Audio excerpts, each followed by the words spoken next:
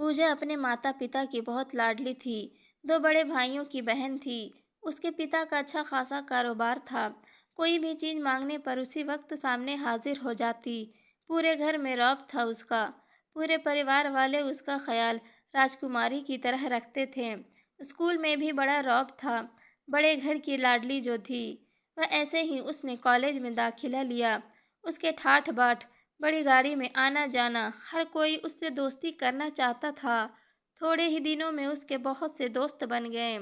इन दिनों उसके घर एक रिश्ता आया। खानदानी लोग थे और पापा की पुरानी जान पहचान थी। पूजा ने हाँ कर दी क्योंकि वह अपने परिवार से बहुत प्यार करती थी। वह जानती थी कि वह लोग उसका अच्छा ही सोचेंगे। कुछ ही दिनों में पूजा की शादी हो जाती है। लड़के का नाम आयुष था। आयुष काफ़ी पढ़ा लिखा और समझदार लड़का था। ससुराल वाले भी बहुत अच्छे थे। ससुराल में पूजा की जगह वैसे ही थी जैसे कि मायके में। ससुराल वाले पूजा को बेटी की तरह मानते थे। सबकी लाडली बहू बन गई थी वह। फिर उसके घर एक बेटे का जन्म हुआ। आयुष पूजा को जान से प्यारा था। पोता पाकर ससुराल वाले तो फूले नहीं समाते थे। पूजा सोचती थी सब उसे कितना प्यार करते हैं, कितनी खुशकिस्मत हूँ मैं। पर शायद पूजा की खुशियों को उसकी अपनी ही नज़र लग गई थी। एक दिन वह मायके जाने की जिद कर बैठी।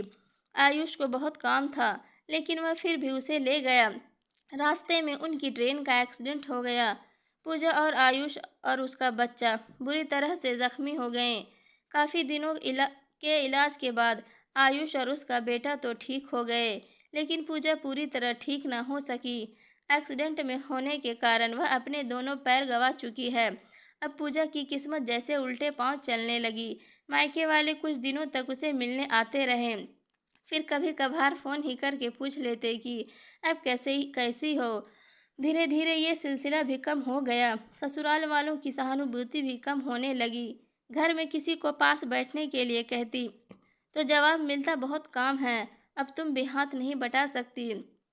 आयुष भी चिड़चिड़ा होने लगा। बस उसका बेटा ही था उसके साथ, जिसके साथ हंसते खेलते उसका वक्त गुजरता।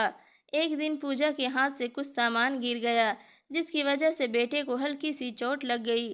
पूजा के सास ससुर ने अपने पोते को उससे अलग कर दिया कि कहीं उसकी वजह से बच्चे का कोई नुकसान ना हो जाए।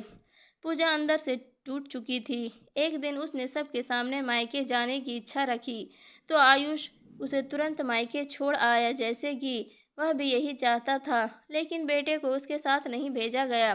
पूजा कभी बेटे से दूर नहीं रही थी, पर अपनी कमी के कारण उसने ज़्यादा बहस नहीं की। पूजा को लगा कि वह 3-4 दिन वहाँ रहेगी, क्योंकि वह कितने दिनों से कहीं भी बाहर नहीं गई थी। घर वाले भी इतने दिनों बाद उसे देखकर कितने खुश होंगे।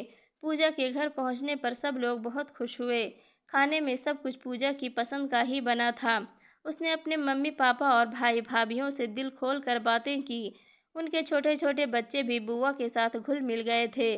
कुछ दिनों बाद पूजा ने आयुष को बहुत फ़ोन किया, पर वो नहीं उठाया। वह सब समझ गई। वह बहुत उदास हो गई और कुछ दिनों तक सब ठीक रहा। फिर जैसे सब बदलने लगा, सबका व्यवहार बदल रहा था। वे लोग जैसे थक चुके थे उससे। सब लोग घुमा फिरा कर पूछने लगे कि आयुष कब आ रहा है उसे लेने। वह बहाना बना देती, जबकि वह जानती थी कि उस घर में अब उसके लिए कोई जगह नहीं। पूजा से चलते कुछ न कुछ नुकसान हो जाता। थोड़ी बहुत टोका टोकी शुरू हो गई। वह चुप रहती। एक दिन उसके हाथ से लग कर एक कीमती फूलदान टूट गया। छोटी भाभी ने बहुत हंगामा मचाया। पूजा के माता पिता रोज रोज के झमेलों से तंग आ गए। उन्होंने आयुष को खुद से फ़ोन कर दिया। आयुष पूजा को अपने घर ले गया। पूजा को अपने परिवार वालों से यह उम्मीद न थी। उस घर के लिए वह अब बोझ बन चुकी थी। आयुष के साथ ससुराल आते वक्त वह बहुत खुश थी, क्योंकि वह अपने घर जा रही थी, अपने जिगर के टुकड़े के पास। परंतु यह खुशी भी कुछ पल के ही थी। सारा बंदोबस्त पहले ही किया हुआ था।